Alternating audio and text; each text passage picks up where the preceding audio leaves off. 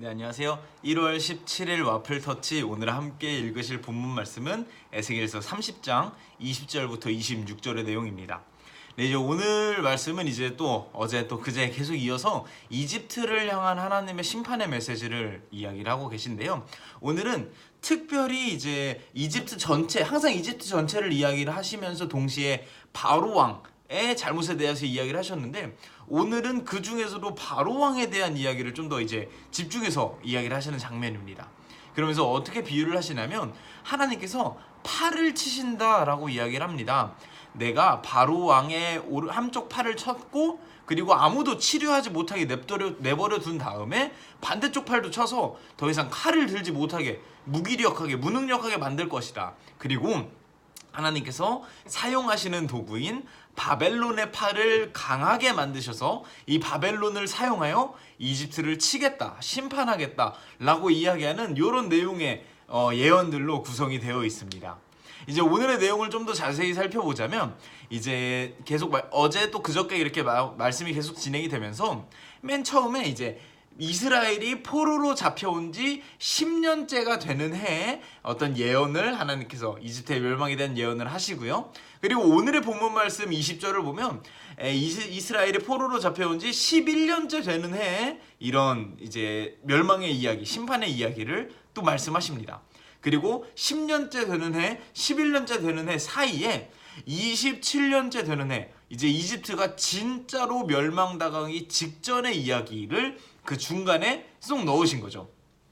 그래서 27년째 되는 해에 나왔던 예언 같은 경우에는 뭔가 좀 그래도 구체적이고 듣는 사람들, 이제 이스라엘 백성들이 듣고서 실제로 이집트가 전쟁을 하기 직전이니까 와 이거 진짜로 멸망하시는 건가? 그런 이집트를 의지했던 우리는 어떻게 되는 거지? 막 이렇게 좀 귀담아 들었던 마음가짐이 그래도 있었다라고 한다면 10년째 되는 해 그리고 11년째 되는 해 이럴 때에는 굉장히 좀 먼 이야기, 정말 하나님께서 이집트가 망할 거야 라고 이야기를 했어도 막 와닿지가 않는 거죠. 아 그래 뭐 저렇게 이야기를 하시네.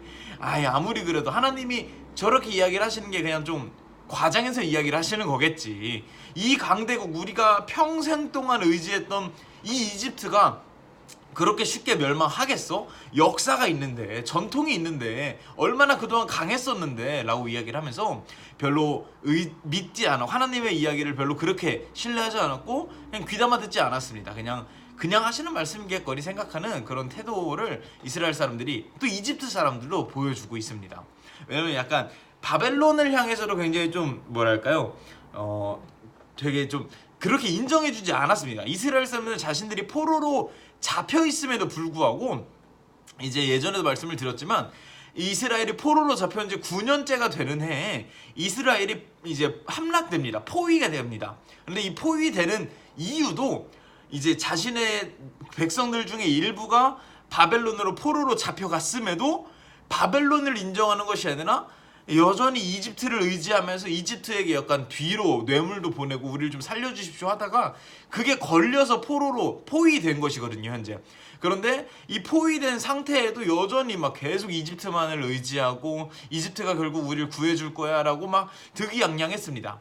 하나님께서 계속 이렇게 예언했음에도 불구하고요, 하나님께서 계속 이렇게 바벨론을 사용해서 내가 이집트를 칠 것이다 아무리 이야기를 해도 에이 이집트가 망하겠어, 이집트가 이렇게 오랫동안 전통을 가진 강대국인데 이집트가 망하겠어? 라고 생각을 하면서 막 전혀 귀담아 듣지 않았고, 이집트도 전혀 뭐 바벨론을 신경 쓰지 않고 하나님께서 바벨론을 사용하겠다라고 이야기까지 했는데 이집트는 바벨론을 향한 어떤 경계심이라든지 주의하고자 하는 그런 마음이 없이 그냥 교만한 상태로, 우리가 최고야 이런 교만한 상태로 여전히 있었습니다. 이스라엘도 마찬가지로 이집트가 계속 포위가 된 상황인데도 이집트가 계속 우리가 도와줄게, 우리가 뭐 잘해줄게, 걱정하지 말고 있어 이렇게 하니까 하나님을 의지하고자 하는 마음이 생긴다기보다 하나님을 향한 도와주십시오, 우리가 회개하겠습니다 하는 그런 절실함이 생기는 것이 아니라 하나님이 아니라 그냥 이집트를 계속 의지하는 겁니다. 하나님은 형식적으로 존재할 뿐이고 우리를 실제로 도와줄 국가, 우리의 애국, 우리의 이집트 이러면서 살고 있었던 것이죠. 이제 그런 것에 대한 어떤 예언이 오늘 말씀에 나오는 것입니다. 하나님께서 너네들이 그토록 의지하는 이집트 득이양양하고 의기양양 뭐 교만한 이 이집트 한쪽 발을 칠 거고, 그리고 아무런 치료도 받지 못한 채로 반대쪽 팔도 칠 거야. 그래서 칼조차 들지 못하게 만들 것이고 내가 바벨론의 팔을 힘있게 만들 것이다 라고 하나님께서 예언하고 계신 것이죠. 이런 내용을 통해서 우리가 어떤 것들을 좀 생각해 보면 좋을까 고민을 해보다가 저는 첫째로 이런 생각이 들었습니다. 첫째는 하나님께서는 자신의 의지를, 자신의 어떤 하고자 하는 말을 반드시 성취하는 분이시고요. 성취할 수 있는 능력이 있으신 분이고요. 성취하고자 하는 어떤 신실함이 있으신 분입니다. 하나님이 하겠다고 하신 건 하시는 분이라는 거죠.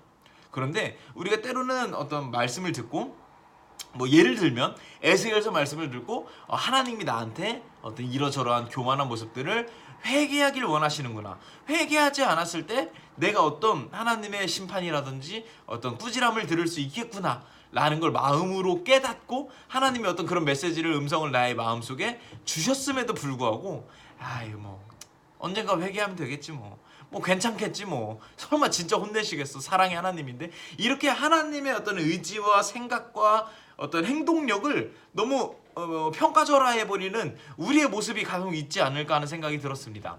말씀을 들으면서 혹은 말씀을 본인이 읽으면서 하나님이 뭔가 마음으로 또는 뭐 생각으로 나에게 이야기를 하신 것들이 있다면 그것은 하나님께서 언젠가 하나님의 때에 분명히 성취하실 것입니다.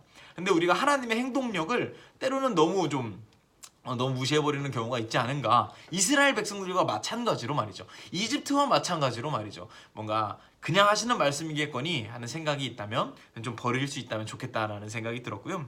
두 번째로는 때로는 내가 가지고 있는 것들이, 내가 내 것이라고 생각했던 수많은 것들이 어쩌면 내가 하나님을 바라보지 못하게 내 눈을 막는 방해꾼이 될 수도 있겠구나라는 생각이 들었습니다.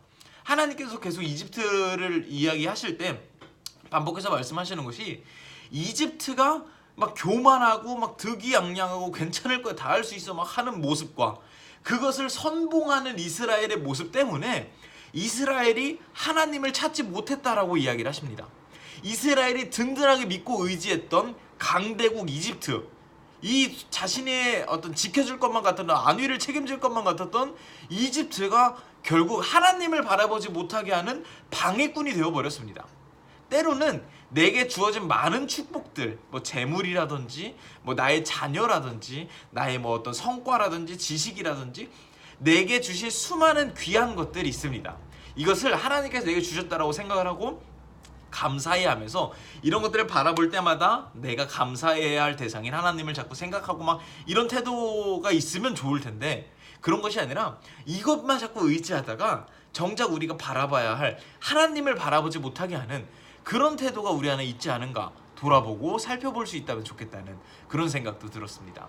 마지막으로 세 번째 어떤 생각이 들었냐면, 바벨론의 이제 이집트의 팔을 약하게 하시고 바벨론의 팔을 강하게 해서 내가 뭐 치겠다 이렇게 얘기를 하셨는데, 말씀을 자세히 살펴보면 이집트의 팔을 약하게 하시는 이도 하나님이시고요, 바벨론의 팔을 강하게 하시는 이도 하나님이라는 것을 우리가 좀 기억하면 좋겠다라는 생각이 들었습니다.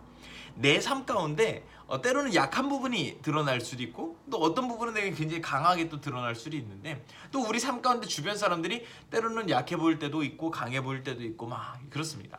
그런데 결국은 인간들의 영역은 하나님께서 이 성패를 좌우한다는 것을 우리가 좀 기억할 수 있으면 좋겠습니다.